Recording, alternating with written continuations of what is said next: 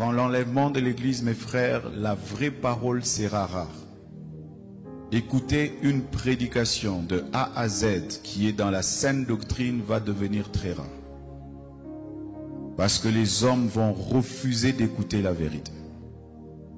Ils vont persécuter tous les prédicateurs de la vérité. Et je peux vous dire, je n'ai jamais été insulté de cette manière de toute ma vie. Et toutes les insultes que j'ai, c'est parce que je dis seulement aux gens la vérité. Ils aiment quand tu leur parles du mariage. Ils aiment quand tu leur parles de bénédiction. Mais quand tu touches à ce qui est essentiel, qui doit les amener à la repentance, à revoir leur vie, les hommes de ce siècle ne veulent plus. Ils choisissent même les églises en fonction de cela. Je ne prie pas dans cette église-là, ce pasteur est dur. Je ne prie pas dans cette église-là, ce pasteur-là veut changer les gens. Voilà, je vous salue dans le beau et précieux nom de notre Seigneur Jésus-Christ et je vous souhaite la bienvenue dans notre émission, dans votre émission. C'est encore possible qui se passe chaque vendredi à partir de 20h55 sur la télévision Delta Santé, que vous pouvez également suivre sur Canal+, Canal 2 et Canal 273. Je rappelle aussi à toutes celles et à tous ceux qui ne le savent pas que j'interviens sur la radio La Grâce, la FM 89.1 chaque lundi à partir de 6h, chaque mardi de 14h à 14h30 dans une émission dénommée Le salut est un don gratuit de Dieu en Jésus-Christ. On ne paye pas l'argent avant d'aller au ciel. On croit en Jésus-Christ, on reçoit le pardon de ses péchés et on a la vie éternelle. Et de 15h à 16h, j'interviens encore sur la même radio dans une grande thématique. Voilà. Et actuellement, je suis en train de parler de la transition entre l'ancienne alliance vers la nouvelle alliance, ce que vous devez savoir. Voilà, nous allons démarrer et ce soir, nous allons faire quelque chose de particulier. Vous n'êtes pas sans savoir que je suis en train de discuter avec vous de Romains 5, verset 17, qui nous dit que ce que le premier Adam n'a pas pu faire, le second Adam l'a fait. Mais il y a un sujet d'actualité au Togo et qui fait couler beaucoup d'encre et de salive. Et nous allons parler de ça. Et je prie que le Seigneur me donne les mots justes parce que je dois parler aux dirigeants depuis le sommet de l'État jusqu'aux citoyens lambda. Je vais vous demander de bien me suivre parce que nous, les pasteurs, nous ne sommes pas seulement des gens qui prient. Nous ne sommes pas seulement des prieurs. Il y a aussi des gens qui sont devenus des prieurs professionnels à cause de leur ventre. Mais moi, je ne fais pas ça. Nous prions pour le salut des âmes. Nous prions pour la paix dans le monde. Nous prions pour la paix dans notre pays parce que c'est ce que le Seigneur nous demande. Et dans 1 Timothée 2, à partir du premier verset, Dieu nous demande de prier pour tout le monde, surtout pour les gens qui sont élevés en dignité, afin que l'ennemi ne les manipule pas et que l'ennemi ne les utilise pas pour détruire le peuple de Dieu. Donc, Seigneur, je remets l'enseignement entre tes mains. Je te prie de venir. Et surtout, je veux prier pour les gens qui sont dans ta mission, qui sont dans le champ, de vrais disciples qui n'attendent pas ce qu'un mortel les paye, mais qui s'attendent à ce que toi, tu puisses les payer. Et si toi, tu payes quelqu'un, c'est vraiment merveilleux. Seigneur, on ne peut pas servir Dieu et maman. Non, on doit choisir un. Et nous, nous sommes sacrifiés. Nous nous sacrifions tous les jours pour que les gens connaissent la vérité et la vérité qui libère. Seigneur, je prie pour que ce soir, tu puisses encore parler et que ton esprit puisse toucher les cœurs, afin qu'il y ait des conversions, afin qu'il y ait des gens, voilà, qui changent de mentalité, des gens qui se tournent vers toi pour obtenir le pardon de leurs péchés, la vie éternelle, la délivrance, la guérison et la compréhension qu'ils doivent avoir. Merci parce que tu l'as fait au nom de Jésus-Christ. Bon, je vais commencer et continuer en français. Et si j'ai 5 minutes vers la fin, je vais brosser pour, voilà, les évéphones ou les gens qui sont dans le Mina. Voilà. Donc, qu'est-ce que nous sommes en train de voir? Je vous disais la fois passée, selon les Écritures, que dans les moments dans les derniers temps, il va y avoir les moments vraiment difficiles. Et ces moments vont pousser même ceux et celles qui ont reçu Jésus-Christ comme leur sauveur personnel à rétrograder. Et s'il n'y a personne, s'il n'y a pas de sentinelle pour sonner vraiment la tempête ou la trompette, la tempête, il va y avoir une grande tempête qui va balayer tout le monde, que ce soit les dirigeants, que ce soit les citoyens. Il va y avoir une grande tempête qui va souffler et qui va balayer. Et vous allez remarquer que j'ai l'habitude de le dire. J'ai l'habitude de le dire parce que, surtout vous qui n'avez pas encore reçu Jésus-Christ, on ne peut pas vous priver de deux choses. Si on vous prive des biens de ce monde, ne laissez personne vous priver de la vie éternelle, que vous pouvez d'ailleurs obtenir gratuitement en Jésus-Christ, juste en plaçant votre confiance en lui. Vous savez, lorsque Jésus-Christ est venu dans ce monde, il était venu lorsque les Romains dominaient les Juifs. Et à un moment donné, il y avait deux groupes, les pharisiens et les hérodiens, qui s'étaient levés contre les Romains. Certains voulaient en découdre, certains voulaient faire la révolution, la révolte. Et d'autres avaient dit non, on ne va pas faire la révolte, on ne va pas faire la révolution. Jésus-Christ est venu, il a dit, moi je vous apporte la vie éternelle, le pardon de vos péchés, parce que ce qui vous éloigne de Dieu, c'est le problème du péché. Moi, je suis venu pour régler le problème du péché entre Dieu et l'humanité. Mais les gens ont dit, nous ne voulons pas. Ils ont choisi Barabbas à la place de Jésus. Ils ont voulu prendre même Jésus et faire de lui un roi. Parce que Jésus-Christ leur avait donné à manger, il leur avait donné à boire. Parce que Jésus-Christ, à un moment donné, a pourvu à leurs besoins. Or, ils ne savaient pas que le Seigneur Jésus-Christ est venu dans ce monde pour un but particulier. Et ce but particulier, c'est que les hommes fassent la paix avec Dieu. C'est de réconcilier les pécheurs avec le Père, en donnant sa vie, en versant son sang. Donc, si vous êtes en train de m'écouter en ce moment, et que vous courez derrière les biens de ce monde, et que vous n'avez pas encore demandé à Jésus de sécuriser votre âme, sachez que votre vie est en danger. Et laissez-moi vous dire que ce qui se passe au Togo, qui est assis sur comme un volcan, ce qui vous attend après votre mort, est plus terrible que ce qui se passe au Togo en ce moment. Parce que dans notre pays actuellement, tout le monde gémit. Tout le monde gémit. Juste, il y a eu près de 13% en augmentation des frais d'électricité. Et cela a engendré beaucoup de choses. Il y a eu des arrestations. Et beaucoup de gens commencent par dire des choses. Laissez-moi vous dire une chose. Je vais vous proposer un sermon textuel. Et que ce soit les dirigeants, que ce soit les citoyens, vous allez analyser le sermon textuel que je vais vous proposer. Et chacun va réfléchir doit savoir que l'orgueil ne sert à rien.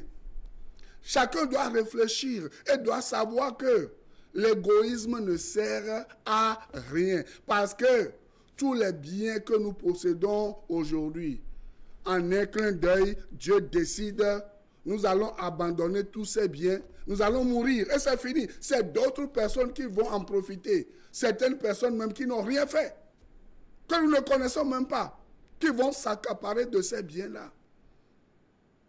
À quoi cela sert-il de chercher le mal de son prochain pour quelque chose qu'on va abandonner du jour au lendemain?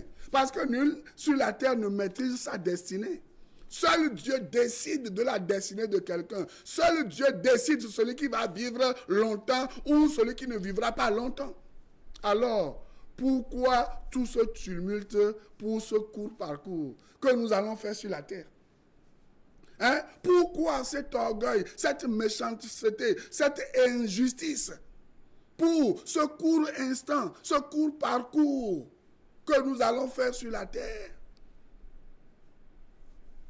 Les pasteurs ne sont pas que des prieurs. Les pasteurs sont des sentinelles, des gens qui avertissent et des gens qui doivent avertir. Vous comprenez?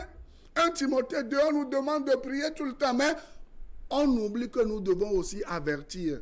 Parce que Dieu nous dit qu'il va demander, il va nous demander des comptes. Lorsque nous voyons qu'il y a la mort qui arrive, lorsque nous voyons qu'il y a un désastre qui arrive, lorsque nous voyons qu'il y a le déshonneur qui arrive, lorsque nous voyons qu'il y a des choses bizarres qui arrivent, mais nous nous taisons et nous ne disons rien. Allez avec moi d'abord dans Ézéchiel 3, verset 17. Ézéchiel 3, verset 17. Qu'est-ce que la Bible dit dans Ézéchiel 3, verset 17? Et laissez-moi vous dire, pour vous qui ne le savez pas, depuis toujours, que ce soit dans l'ancienne alliance et dans la nouvelle alliance dans la Bible, Dieu a suscité, par exemple, dans l'ancienne alliance, Dieu a suscité les Jérémie, et Dieu a suscité les Ésaïe et d'autres personnes pour parler aux dirigeants, pour parler aux gens qui dirigeaient les États, les nations, les royaumes. Dieu leur a parlé. Dieu a passé par des prophètes. Si vous lisez Hébreux 1, verset 1, Dieu avait à plusieurs reprises parlé à son peuple, aux dirigeants, au travers la voix des prophètes et d'autres situations. Lorsque nous venons dans le Nouveau Testament, par exemple, vous allez voir comment Dieu a utilisé Jean-Baptiste, le prophète, pour parler à Hérode, et à sa clique. Et comment Dieu, le Seigneur, a utilisé Jean-Baptiste pour parler, pour leur dire, ce que vous faites là, ce n'est pas bon. Changez. Et pourtant, Hérode et sa clique, ils ont refusé d'écouter la voix de Dieu et ils ont tué Jean-Baptiste. Et ils ont tué beaucoup de prophètes. Mais la situation ne s'était pas arrêtée là-bas. Dieu a parlé et Dieu avait agi plus tard. C'est pour cela que nous devons avertir. Et si nous parlons comme ça, vous devez nous écouter. Vous ne devez pas nous blâmer. Vous ne devez pas rejeter ce que nous sommes en train de dire parce que on dit l'homme prudent voit le mal de loin. Et il crie, il parle. Jean-Baptiste avait vu le malheur du peuple d'Israël, des nations, et il avait parlé en son temps. Et ceux qui avaient compris, ils avaient pris une décision. Ils s'étaient tournés vers le Seigneur et sa voix. Et ils avaient obtenu le salut. Ils n'avaient pas endurci leur cœur. C'est pour cela que la Bible dit, aujourd'hui, lorsque vous entendez sa voix, n'endurcissez pas votre cœur. Parce que ce monde et sa convoitise sont en train de passer. Allons maintenant dans Ézéchiel 3, verset 17. Rapidement, je ne sais pas si j'aurai le temps. Il a dit, « Fils de l'homme, je t'établis comme sentinelle sur la maison d'Israël. tu écouteras la parole qui sortira de ma bouche et tu les avertiras de ma part. Vous me comprenez maintenant? Ce que je suis en train de vous dire en ce moment, que ce soit les gouvernants, je vais parler de l'État togolais, et des citoyens et lambda de ce pays, Dieu nous prend comme des sentinelles, nous les enseignants, pour vous ouvrir les yeux, pour que vous compreniez quelque chose, pour que vous sachiez qu'il y a un danger qui arrive sur la terre et que vous devez réfléchir et prendre une décision. On va lire un autre verset, Ézéchiel 33, verset 6 et verset 7, rapidement, parce qu'il y a autre chose que je dois lire. Là-bas, il a dit, si la sentinelle voit venir l'épée et ne sonne pas de la trompette, si le peuple n'est pas averti et que l'épée vienne enlever à quelqu'un la vie, celui-ci périra à cause de son iniquité. Mais je redemanderai son sang à la sentinelle. Et toi, fils de l'homme, je t'ai établi comme sentinelle sur la maison d'Israël. Tu dois écouter la parole qui sort de ma bouche et les avertir de ma part. Moi, je suis venu avertir l'État togolais et les citoyens togolais de savoir que chacun a sa part, chacun a son rôle à jouer. Et lorsqu'on nous dit d'aller avertir, on ne nous dit pas d'aller manquer de respect à quelqu'un, on ne nous dit pas d'aller insulter quelqu'un. Vous comprenez? Lorsqu'on te dit d'avertir, c'est de voir le danger et de rendre conscients les gens de ce danger-là et de les pousser à prendre de bonnes décisions. Voilà ce qu'on appelle avertissement. L'avertissement ne veut pas dire d'aller menacer les gens, ne veut pas dire aller insulter les gens, non, de leur manquer de respect, non, mais de dire la vérité. Mais il y a aussi une manière de dire la vérité. Est-ce que vous êtes d'accord avec moi? Pourquoi dans Jean 1, verset 17, il est dit, Moïse est venu avec la loi, mais Jésus-Christ est venu avec la grâce et la vérité. Et dans la Bible, il dit que notre parole soit assaisonnée de sel et de douceur. Si tu as raison et tu ne sais pas exprimer, ce pourquoi tu as raison, tu vas tomber sous le coup de la loi. Vous comprenez? C'est pour cela que nous devons faire très attention à propos de tout ce qui sort de notre bouche en ces derniers temps. Parce que ça peut créer beaucoup de désastres. Pour vous qui ne le savez pas, lisez la Bible. Vous allez voir que la vie et la mort sont au pouvoir de la langue. Vous comprenez? La vie et la mort sont au pouvoir de la langue. Et la Bible dit, si vous savez manier bien votre langue, vous allez manger de bons fruits. Mais si vous ne savez pas manier votre langue, vous allez manger de mauvais fruits. Vous me comprenez? Ne laissez pas l'amertume vous pousser. Ne laissez pas la souffrance vous pousser à mal utiliser votre langue et à récolter des conséquences fâcheuses. Est-ce que vous me suivez? C'est très important ce que je suis en train de vous dire. Je suis une sentinelle. Et écoutez maintenant ce que Dieu a mis dans ma parole pour vous. Si vous connaissez le président du conseil et les dirigeants depuis l'arbre hiérarchique, allez leur dire ce message et partagez ce message à tous les Togolais. Parce que il y a quelque chose de grave qui arrive. Dieu nous parle. La Bible dit, Job 33, verset 14, Dieu parle tantôt d'une manière et tantôt d'une autre, mais on n'y prend pas garde. On ne prête pas attention. Et Dieu va parler jusqu'à quand? Écoutez maintenant. 1 Roi 12, verset 1 à 26. Je vais lire Et peut-être je ne vais pas commenter. Chacun va prendre sa part dedans. Chacun va réfléchir. Et je vais vous demander de prendre ce message et de l'envoyer au premier dirigeant jusqu'au dernier des Togolais. Hein? Pour que vous sachiez que ce pays ne vous appartient pas. Ce pays appartient à Dieu, qui va vous demander des comptes. Depuis le premier dirigeant jusqu'au dernier serviteur, Dieu a à vous demander, Dieu va vous poser des questions. Vous allez rendre compte. Vous comprenez? Écoutez l'histoire qui s'était passée dans la Bible. La Bible dit, il n'y a rien de nouveau sous le soleil. Il n'y a rien de nouveau sous le soleil.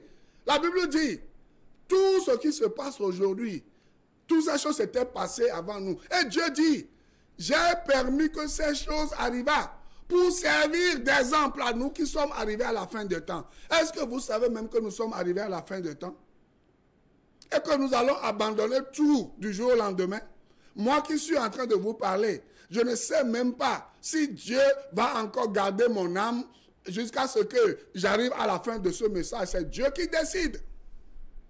Vous comprenez? Vous aussi qui êtes en train de m'écouter en ce moment, est-ce que vous savez si vous allez vous réveiller demain? C'est Dieu seul qui décide.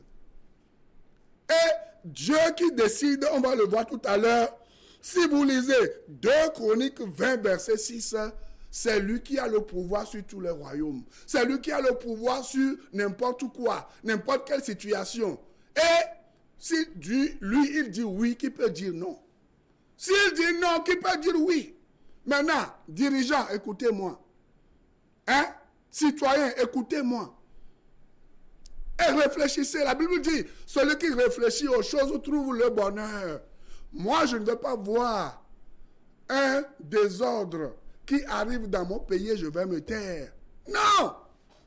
On ne doit pas se taire. De la même manière que nous devons prier, nous prions. De cette même manière, nous devons avertir. Lisez avec moi 1 Roi 12, verset 1 à 26. Vous pouvez trouver cette histoire aussi dans 2 Chroniques 10. Mais on va lire celui de 1 Roi. 1 Roi 12. Suivez-moi bien. Je vais avoir le temps. Si je ne termine pas, peut-être la semaine prochaine, je vais venir. Parce que c'est très important. Écoutez. Voilà. Il dit. Et 1 Roi 12, verset 1 à 26. Il dit, Roboam se rendit à Sichem, car tout Israël était venu à Sichem pour le faire roi. Lorsque Jéroboam, fils de Nébat, eut des nouvelles, il était encore en Égypte, où il s'était enfui loin du roi Salomon. Et c'était en Égypte qu'il demeurait. On l'envoya appeler. Alors Jéroboam et toute l'assemblée d'Israël vinrent à Roboam et lui parlèrent ainsi. Ton père a rendu notre joug dur. Toi maintenant, allège cette rude servitude et le joug pesant que nous a imposé ton père. Et nous te servirons. Verset 5. Il a dit, allez et revenez vers moi dans 3 jours. Et le peuple s'en alla. Le roi Roboam consulta les vieillards qui avaient été auprès de Salomon, son père, pendant sa vie, et il dit, que conseillez-vous de répondre à ce peuple? Verset 7. Et voici ce qu'il lui dit. Si aujourd'hui tu rends service à ce peuple, si tu leur cèdes et si tu leur réponds par des paroles bienveillantes, ils seront pour toujours tes serviteurs. Verset 8. Mais Roboam laissa le conseil que lui donnaient les vieillards. Ici, considérez que les vieillards, c'est la parole de Dieu. La parole immuable. La parole de Dieu qui ne change pas. Hein? Les fondements éternels. C'est ça. C'est ça qu'il faut consulter. Il faut consulter les vieillards, c'est-à-dire la parole de Dieu. La parole de Dieu qui est justice. La parole de Dieu qui est vérité. La parole de Dieu qui est grâce. La parole de Dieu qui est pardon. La parole de Dieu qui est simplicité. Vous comprenez? Je continue. Mais Roboam laissa le conseil que lui donnaient les vieillards. Et il consulta les jeunes gens qui avaient grandi avec lui et qui l'entouraient. Il leur dit, que conseillez-vous de répondre à ce peuple qui me tient ce langage?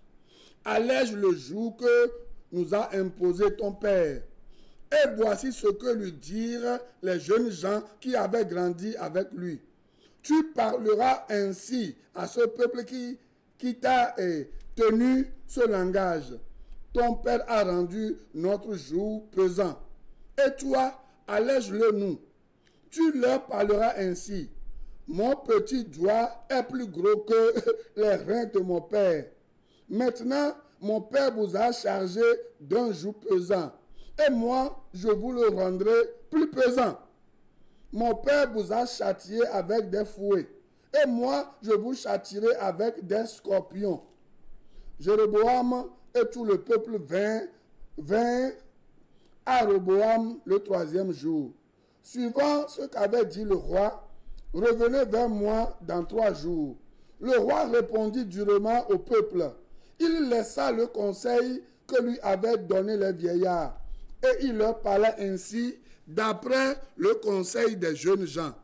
Mon père a rendu votre joug pesant. Et moi, je vous le rendrai plus pesant. Mon père vous a châtié avec des fouets. Et moi, je vous châtierai avec des scorpions. Ainsi, le roi n'écouta point le peuple, car cela fut dirigé par l'Éternel, en vue de l'accomplissement de la parole que l'Éternel avait dite par Achija de Silo à Jéroboam, fils de Nébat. Lorsque tout Israël vit que le roi ne l'écoutait pas, le peuple répondit au roi, « Quelle part avons-nous avec David? Nous n'avons point d'héritage avec le fils d'Isaïe. À tes tentes, Israël. Maintenant, pourvois à ta maison, David. » Et Israël s'en alla dans cette tente. Les enfants d'Israël qui habitaient les villes de Juda furent les seuls sur qui régna Roboam. Alors le roi Roboam envoya à Adoram qui était préposé aux impôts. Mais Adoram fut lapidé par tout Israël et il mourut. Et le roi Roboam se hâta de monter sur un char pour s'enfuir à Jérusalem. C'est ainsi qu'Israël s'est détaché de la maison de David jusqu'à ce jour. Tout Israël ayant appris que Jéroboam était de retour, il l'envoyait appeler dans l'assemblée et il le firent roi sur tout Israël. La tribu de Juda fut la seule qui suivit la maison de David. Roboam, arrivé à Jérusalem, rassembla toute la maison de Juda et la tribu de Benjamin, 180 000 hommes d'élite propres à la guerre, pour qu'ils combattent contre la maison d'Israël afin de la ramener sous la domination de Roboam, fils de Salomon.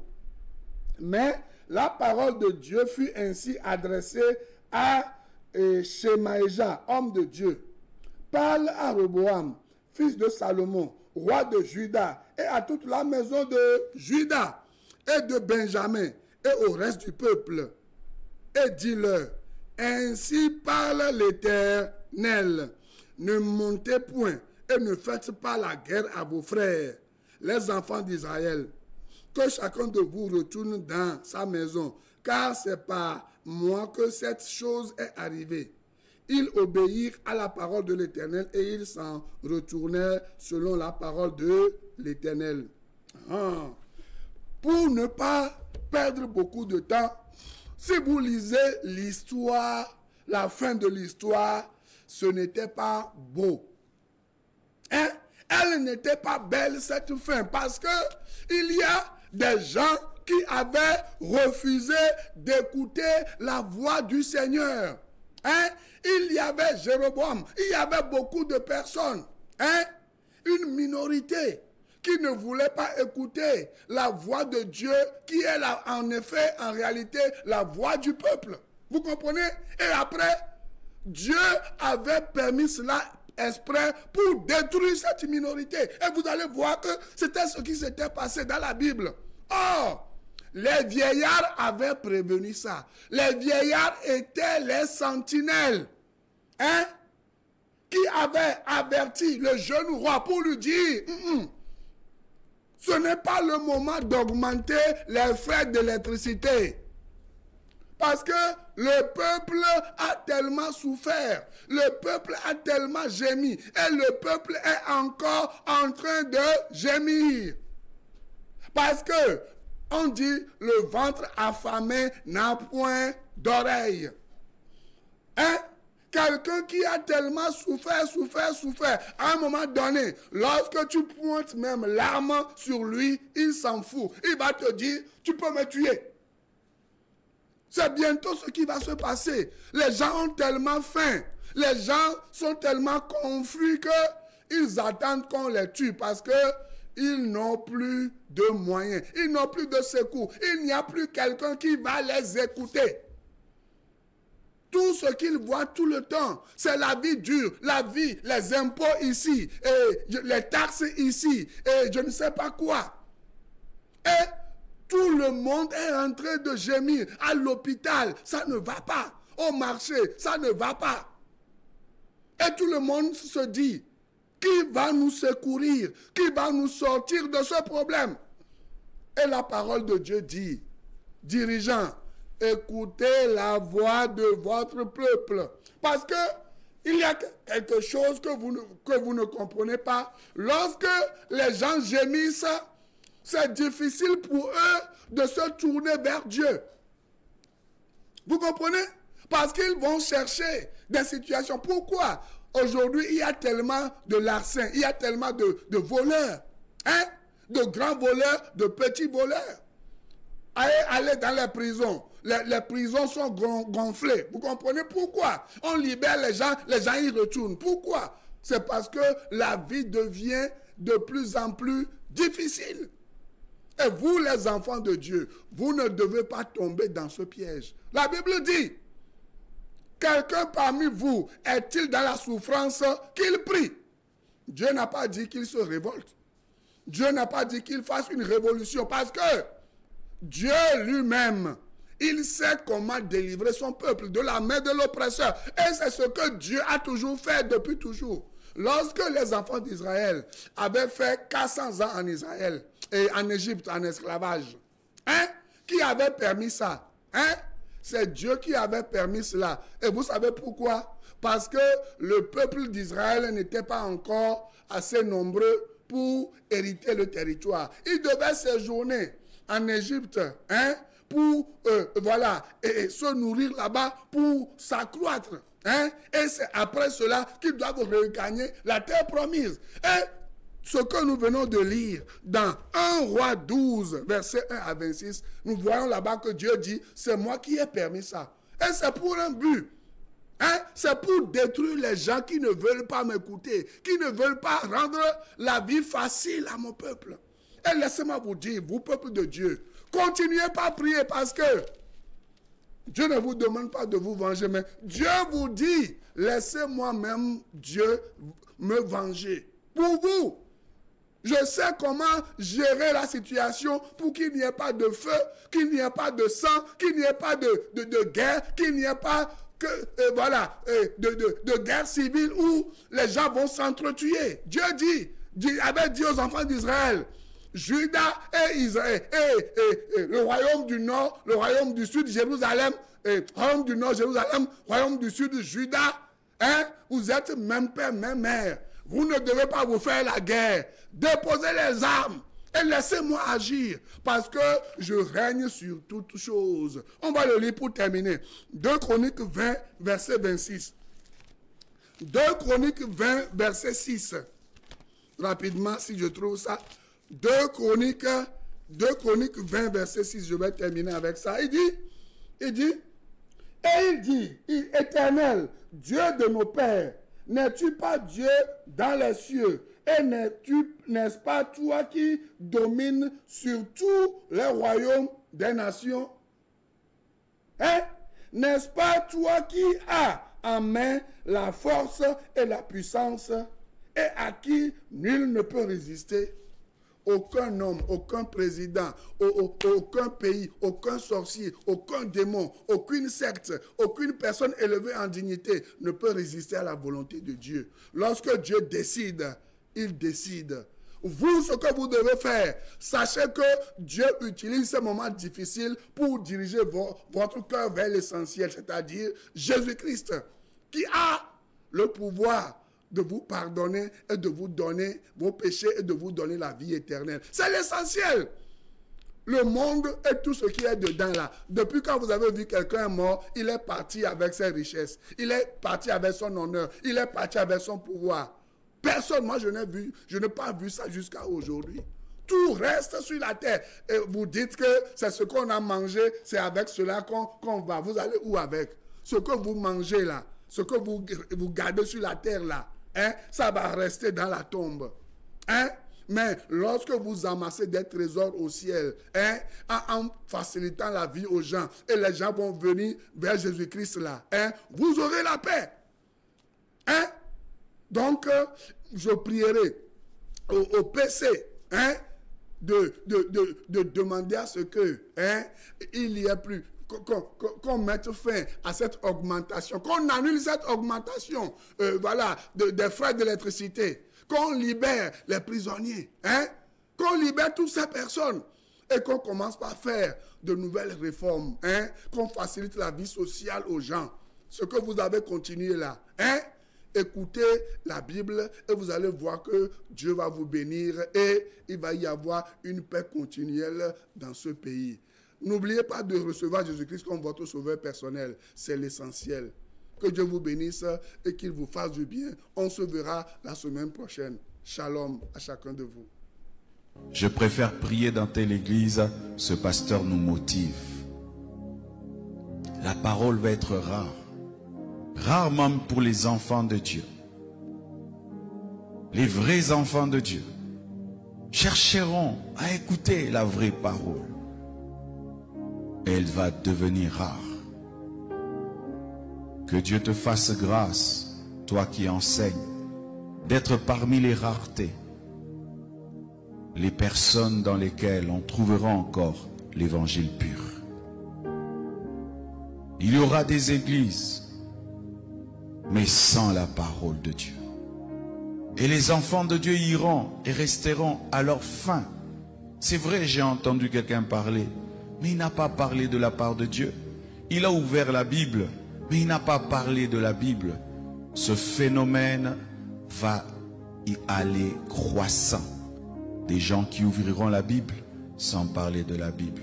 Des gens qui parleront de Jésus sans parler de Jésus. Des gens qui commenceront des églises, mais pas pour dire la vérité.